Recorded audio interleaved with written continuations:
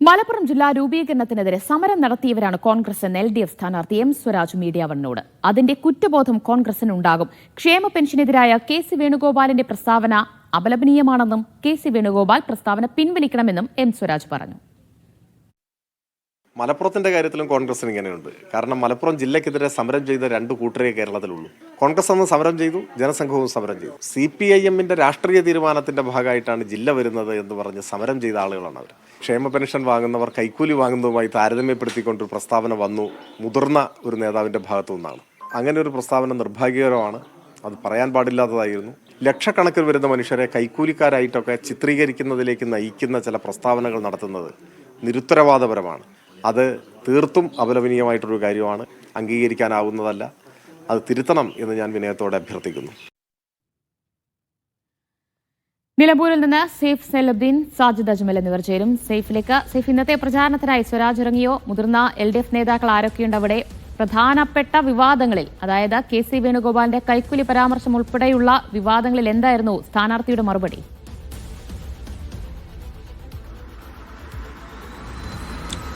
ആ പരാമർശം ഇടതുമുന്നണി മണ്ഡലത്തിലുടനീളം സജീവ ചർച്ചയാക്കി നിർത്തുന്നുണ്ട് ദിവ്യ. അത് CPM-ന്റെ സംസ്ഥാന സെക്രട്ടറി മുതൽ തെരഞ്ഞെടുപ്പ് കമ്മിറ്റി വരെ അത് സജീവ ചർച്ചയാക്കി നിർത്താൻ വേണ്ടിയുള്ള തീരുമാനമെടുത്തിട്ടുണ്ട്. ഇന്നലെ ഇടതുമുന്നണിയുടെ ഒരു പ്രകടനം നിലമ്പൂർ ടൗണിൽ അതുമായി ബന്ധപ്പെട്ടുണ്ടായിരുന്നു. KC വേണുഗോപാൽ ആ പരാമർശം പിൻവലിച്ച് മാപ്പ് പറയണം എന്നുള്ളതാണ് ആവശ്യപ്പെട്ടത്, ഇടതുമുന്നണി ആവശ്യപ്പെട്ടിരിക്കുന്നത്. എം സ്വരാജിനോട് രാവിലെ സംസാരിക്കുമ്പോൾ അദ്ദേഹം പറഞ്ഞത് ആ പരാമർശം പിൻവലിക്കണം എന്നുള്ളതാണ്. അത് തെറ്റ് തിരുത്തണം.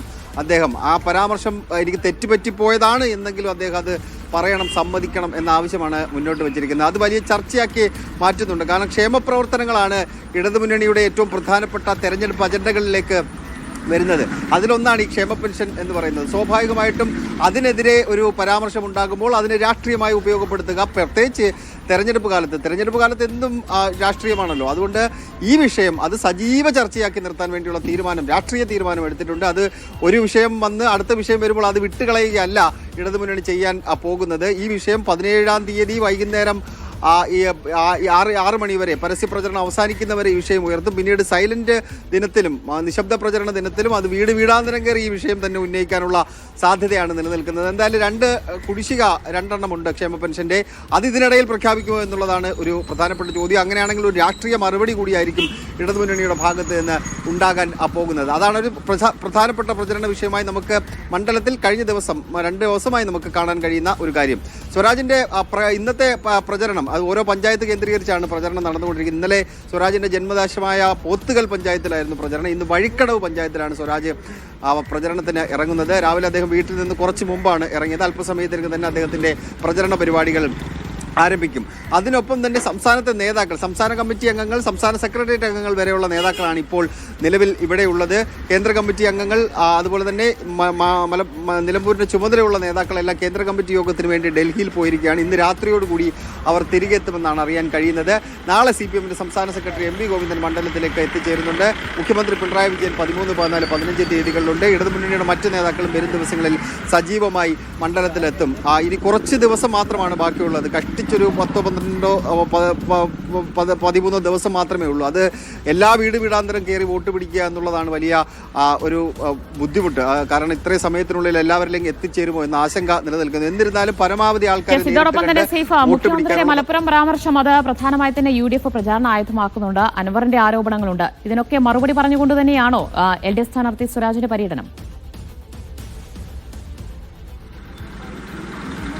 അതെ, ഇന്ന് രാവിലെ മലപ്പുറം ജില്ലയുമായി ബന്ധപ്പെട്ട പരാമർശങ്ങളെ കുറിച്ചുള്ള അദ്ദേഹത്തിന്റെ പ്രതികരണം നമ്മൾ ചോദിച്ചിരുന്നു. അദ്ദേഹം പറഞ്ഞത് മലപ്പുറം ജില്ലാ രൂപീകരണത്തിനെതിരെ രംഗത്ത് വന്നിരുന്നത് കോൺഗ്രസ് ആണ്.